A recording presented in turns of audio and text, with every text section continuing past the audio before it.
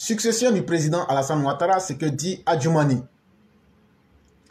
Le président Alassane Ouattara sera-t-il candidat à l'élection présidentielle de 2025? Sur le sujet fait déjà rage en Côte d'Ivoire, Kobena Kwasi Adjoumani, le porte-parole du RHDP, le parti au pouvoir, préfère ne pas évoquer la succession de l'actuel président. Invité sur le plateau de NCI, Kobena Kwasi Adjoumani s'est prononcé sur une probable candidature d'Alassane Ouattara en 2025.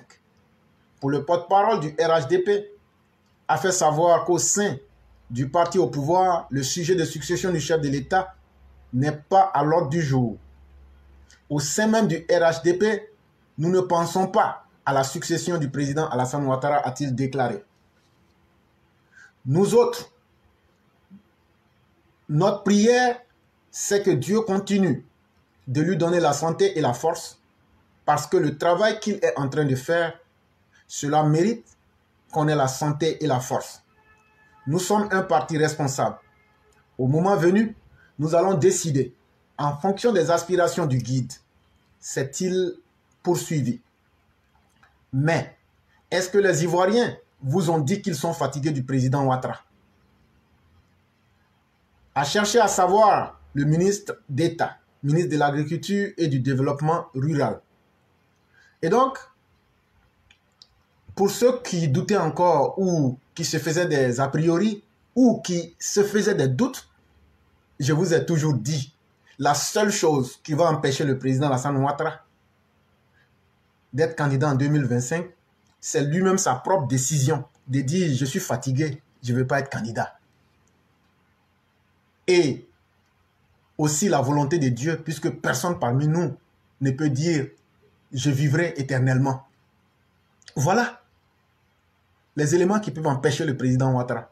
Pourquoi je dis ceci? Je ne le dis pas parce que j'ai envie de le dire, mais lorsqu'on regarde aujourd'hui le travail effectué par M. Ouattara, le président de la République, montrez-moi un seul Ivoirien qui est capable de terminer le travail que Ouattara a commencé. Parce que pour terminer un travail, il faut que tu aies les capacités de commencer. Or, Laurent Gbagbo ou Bédié ou tout autre, eux, ils ont eu la chance de diriger la Côte d'Ivoire avant et dans des contextes beaucoup plus paisibles et dans des environnements beaucoup plus simples.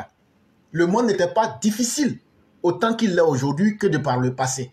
Ça veut dire, lorsque moi Bédié dirigeait dans les années 93, lorsque Gbagbo a pris le pouvoir en 2000, le monde, les problèmes du monde étaient moins difficiles qu'aujourd'hui. Aujourd'hui, vous voyez les Occidentaux même, ce qu'ils avaient l'habitude de cacher, aujourd'hui sont obligés de faire des guerres pour pouvoir se sécuriser, pour sécuriser leur système. Le monde est devenu plus difficile. Mais c'est dans ces réalités-là, et surtout avec un contexte de terrorisme, que le président Ouattara a non seulement sécurisé le pays, mais il a pu aussi offrir le développement. Alors qu'avec Bédié et Laurent Gbagbo, eux avaient fini de convaincre les Ivoiriens que plus rien n'était possible là. On ne pouvait plus rien faire. On ne pouvait plus faire de route. On ne pouvait plus faire d'école. On ne pouvait plus faire d'université. Alassane Ouattara est venu les faire mentir aux yeux de tout le monde pour dire que ces gens-là manquent de volonté de travailler. Et c'est pourquoi donc ces personnes-là ne pourront rien faire.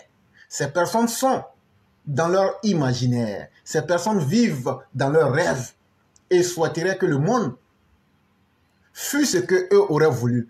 Que le président Ouattara échoue, qui n'ait rien fait d'autre pour que le débat politique puisse être un débat de caniveau pour dire mais tu n'as rien fait, nous aussi on n'a rien fait. Non, Alassane Ouattara a montré que je ne suis pas là pour parler, je suis venu avec un agenda, j'ai été un homme préparé parce que je m'y suis fait.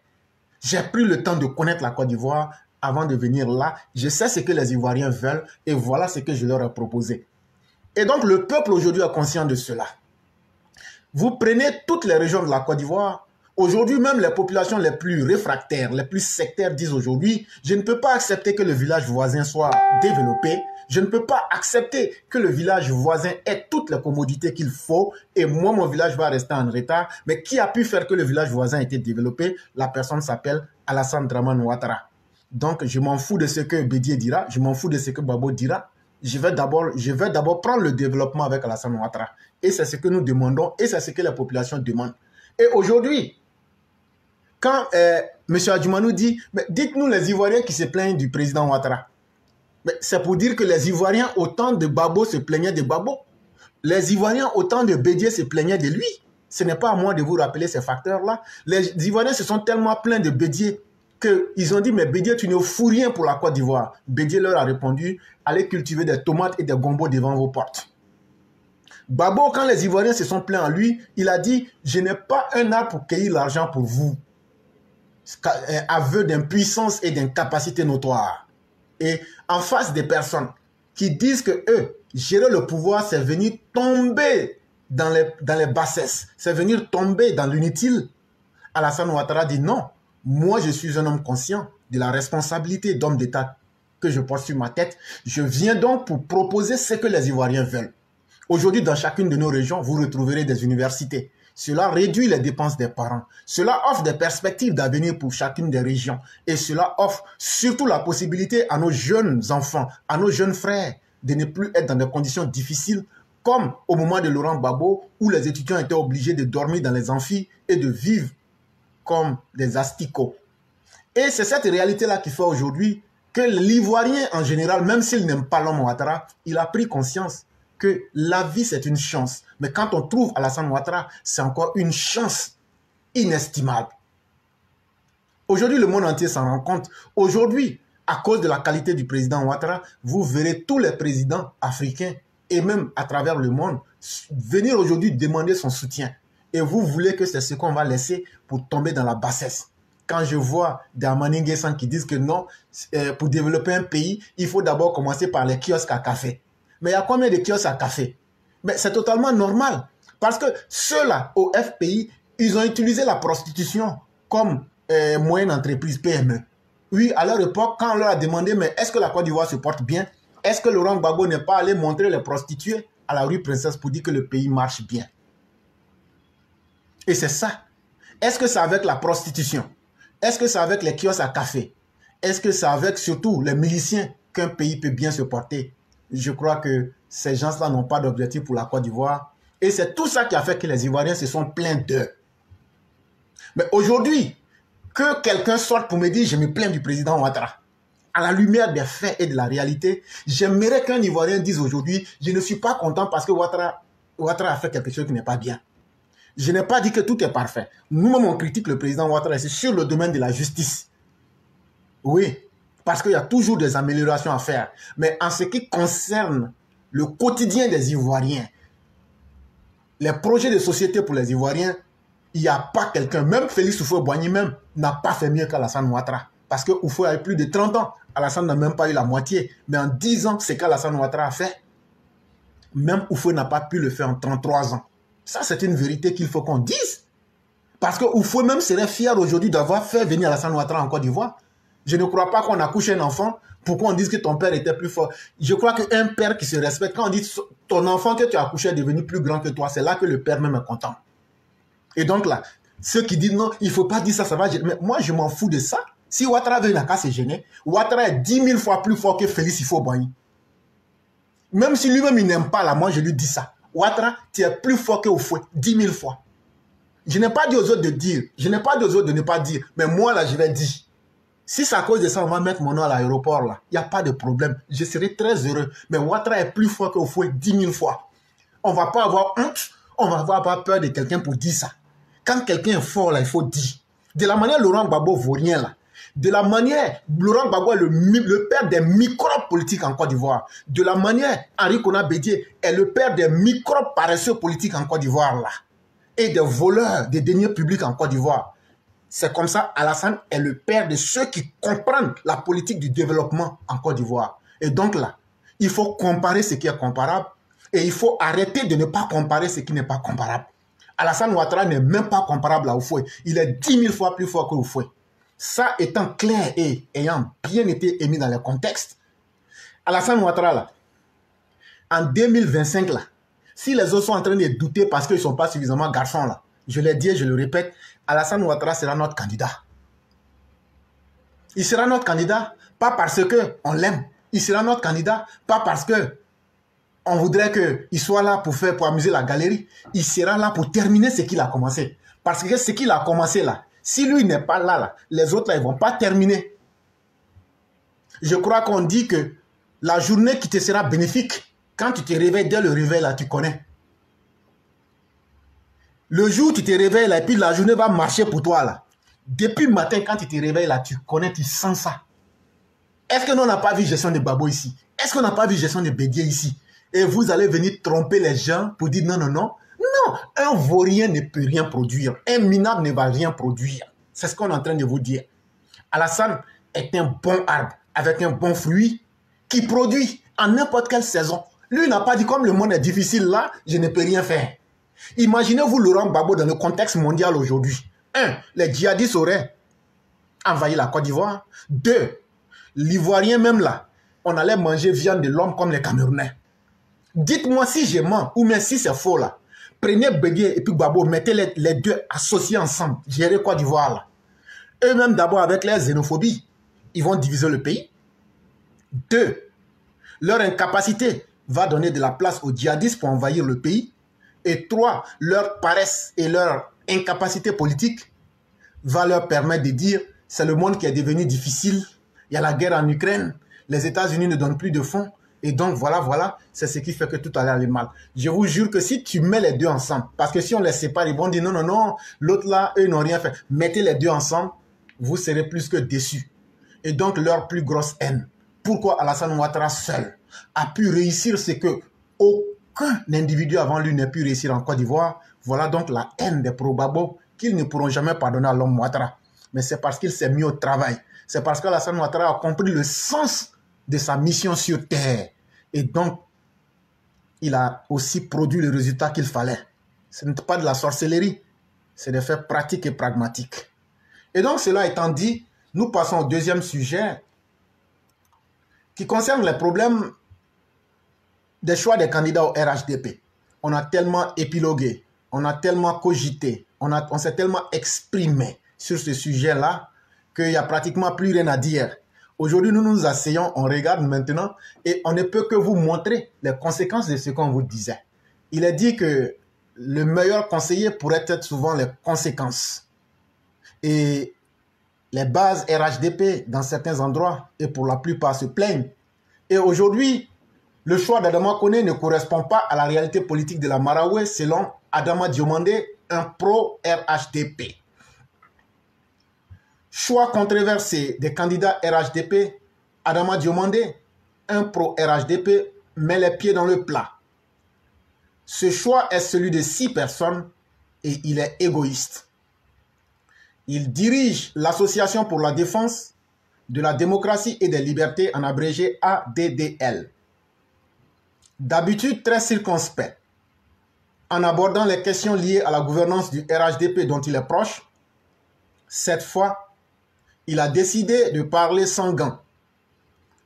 Le choix des candidats RHDP aux futures élections locales n'emporte pas son adhésion dans certaines zones du pays, notamment dans la Maraoué. Adama Diomandé, c'est de lui qu'il s'agit, natif de Zikisso, mais qui a des intérêts dans la Maraoué, veut qu'on tienne compte des spécificités de chaque localité. Il s'aligne dans cette interview sur les thèses du sénateur Paulin Alomo, qui, dans une récente tribune, s'est élevé contre le choix de l'ancien ministre Adama Koné au détriment de l'originaire Epiphane Zorobi Balo pour défendre les couleurs du RHDP. Une interview fracassante. Vous êtes le président de l'ADDL, basé en France, et vous êtes proche du RHDP. Quels sentiments vous inspirent les grognements et les grincements des dents qui se font entendre depuis la désignation de certains candidats du parti au pouvoir dans la perspective des prochaines municipales et régionales prévues pour novembre 2023. Les comprenez-vous? Merci pour l'opportunité que vous m'offrez de me prononcer sur l'actualité politique de notre pays. En ce qui concerne les candidats du RHDP pour les municipales et régionales 2023, laissez-moi vous dire qu'il s'agit déjà d'une liste provisoire. Cependant, si je comprends que certains n'approuvent pas le choix qui ont été faits par le directoire du RHDP, je ne puis toutefois me prononcer réellement puisque je ne connais pas les réalités de toutes les circonscriptions électorales. Néanmoins, j'ai pu me prononcer sur le cas de la région de la Maraoué que je connais mieux. Et à ce niveau, j'ai pu vous dire que le mécontentement des militants et sympathisants est réel. Puisque dans cette région, c'est le ministre Zorobi Balo qui faisait figure de candidat favori dans la désignation des porte-étendards du RHDP pour les régionales. Mais à la grande surprise, c'est le ministre Adama Koné qui a lui été préféré. Je pense que c'est un choix qui ne correspond pas à la réalité politique de la Maraoué. Je vous apprends que j'ai fait campagne dans la région et je pense que c'est le ministre Zorobi Balo qui représente le mieux l'aspiration et le désir du président de la République, président de notre parti, de faire du RHDP le parti de tous les Ivoiriens épris de justice et de paix. Et je pense que l'on est bien parti pour matérialiser cette vision dans la Maraoué, puisque le ministre Zoro a labouré le terrain. Ne pas l'avoir choisi, je pense sincèrement que c'est une injustice qu'il faille réparer. J'ai dit aussi que le directoire a pu être induit en erreur. Et vous voyez, moi, la plateforme Éclaireur Pro Vérité, là, je ne suis pas là pour supporter quelqu'un. Vous voyez maintenant, c'est que j'ai le courage de dire ce que les autres ne peuvent pas dire. J'ai le courage d'anticiper. Et ceux qui ne savent pas, je vais vous rappeler quelque chose. Vous allez m'excuser du terme. Les merconiers qui sont dans la politique au RHDP en train de penser que nous, on est là pour avoir des pains. Moi, je ne suis pas là pour dépendre de quelqu'un.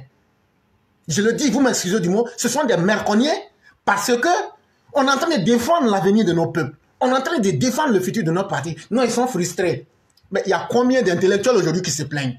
Sans les intellectuels, les moutons que vous êtes, les moutons politiques que vous êtes, vous pouvez apporter quoi dans le parti?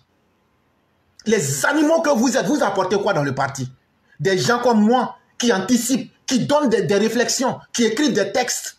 On n'a pas toujours ici des idées au parti parce qu'on prend le temps de venir ici pour éclairer la lanterne des gens. Vous pensez qu'on est la même chose. Si vous êtes des animaux politiques, des moutons avec vos comportements moutonniers, vous laissez des gens courageux comme moi, Éclaireur Pro Vérité, faire son travail. Le travail d'analyse et d'anticipation que je fais ici, il n'y a personne qui le fait. Je ne suis pas là pour commenter les informations. Je ne suis pas là pour essayer de pérorer, pour répéter bêtement ce qui est dit dans les médias. Je suis là pour faire des séances de réflexion et d'anticipation. Aujourd'hui, regardez la taille des intellectuels qui se plaignent de ces choix-là. Parce que j'ai eu le courage de le dire en premier, mais c'est parce que je suis plus intellectuel que vous, je suis plus garçon que vous et je suis plus lucide que vous. Je parle des animaux politiques du RHDP. Je parle des moutons du RHDP. Et donc, le monsieur ici vous dit que le directoire a été induit en erreur. Je dis aussi que le directoire a pu être induit en erreur par des cadres du parti. Et ces cadres-là, ce sont les chénapans du directoire qu'on a critiqués ici. Les Koné Kafana et autres. C'est eux, ils n'ont pas été introduits en erreur. C'est eux-mêmes qui veulent introduire Alassane Ouattara en erreur. Et sur cette vérité-là, moi j'aurai le courage de le dire. Je gagne quoi? Je gagne quoi avec Alassane? Je gagne quoi avec quelqu'un? Je n'ai jamais rien demandé à quelqu'un. Je ne m'attends pas à ce que quelqu'un me donne quelque chose.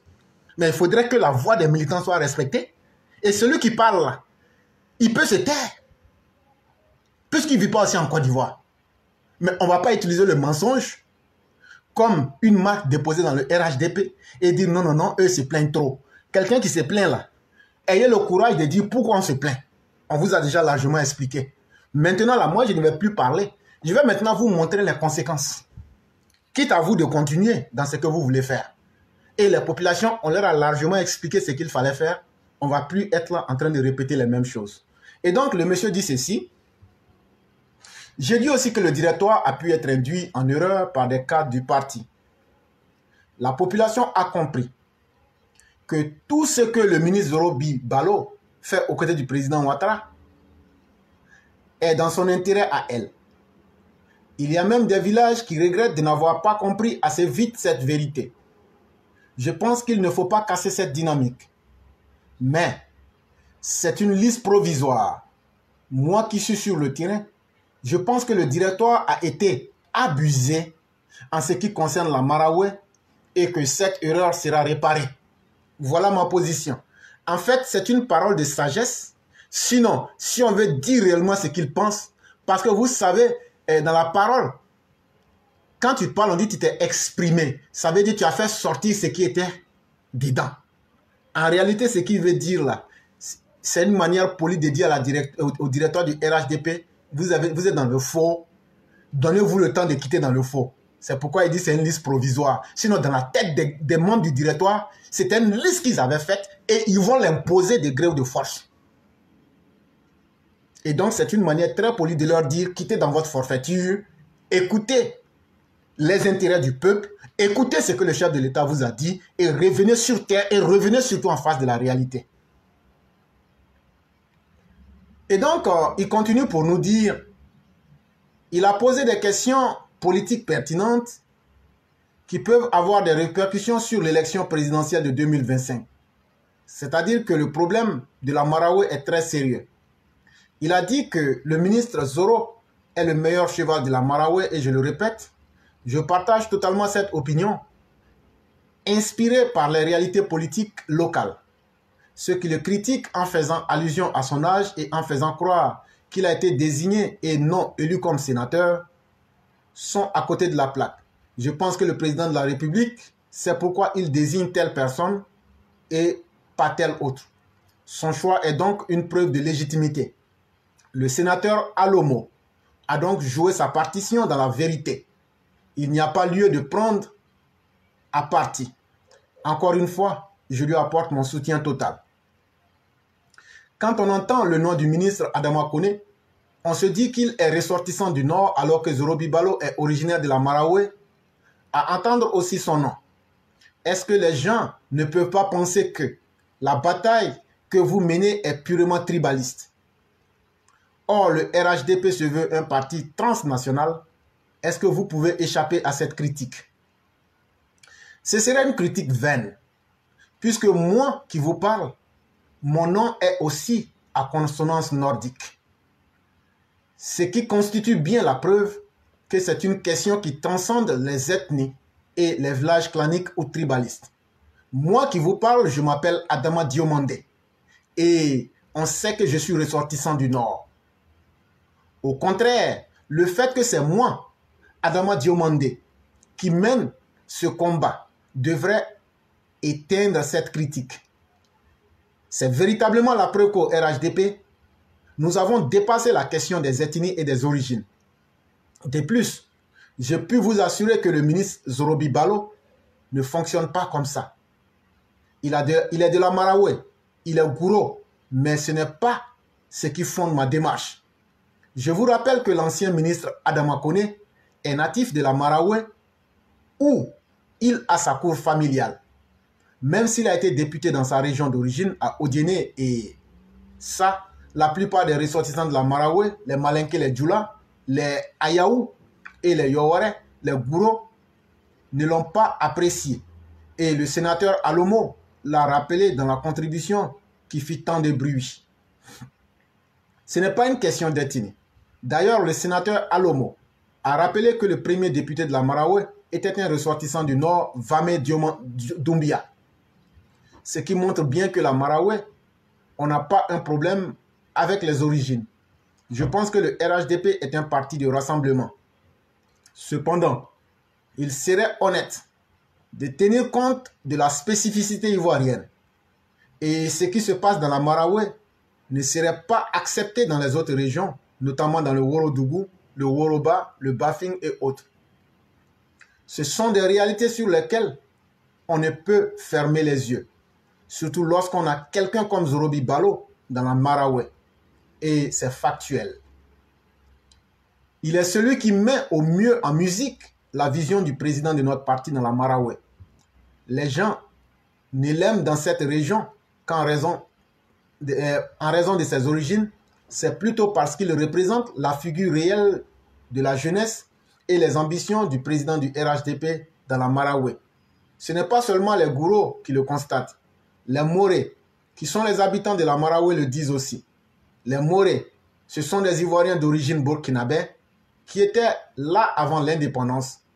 Ils ont au moins 5 villages dans la Marawi et ils soutiennent tous Zorobi Balo.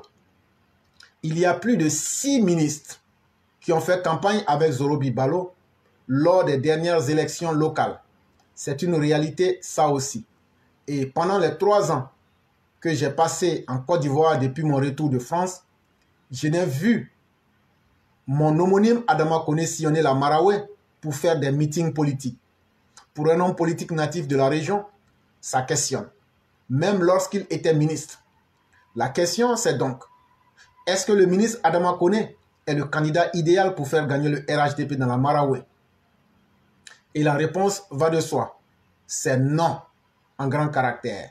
Encore une fois, je partage et je soutiens le constat du sénateur Alomo Paulin qui a dit que le ministre Adama Koné n'est pas le meilleur cheval pour que le RHDP emporte les régionales dans la Maraoué. C'est cela la réalité avec laquelle il faut compter. Ce n'est pas une question d'ethnie.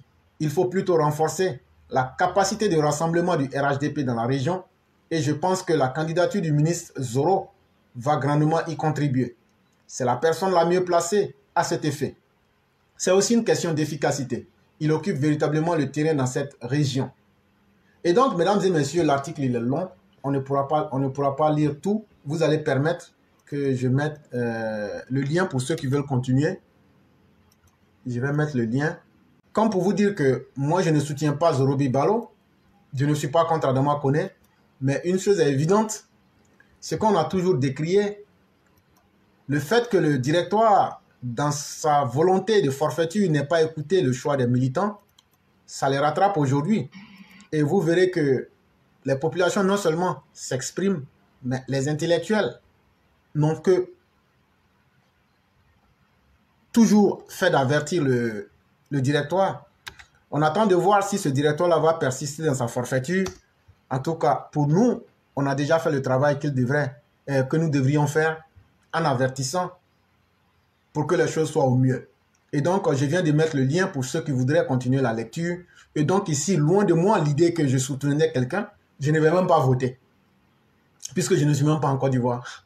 Et donc, ça me met dans une posture de pouvoir être vraiment neutre et de dire la vérité. Ça, tous ces problèmes-là, c'est le directoire qui a provoqué. Et donc, il faut qu'ils en assument les conséquences. Et la meilleure manière d'assumer les conséquences, c'est d'arrêter la forfaiture qu'ils ont installée.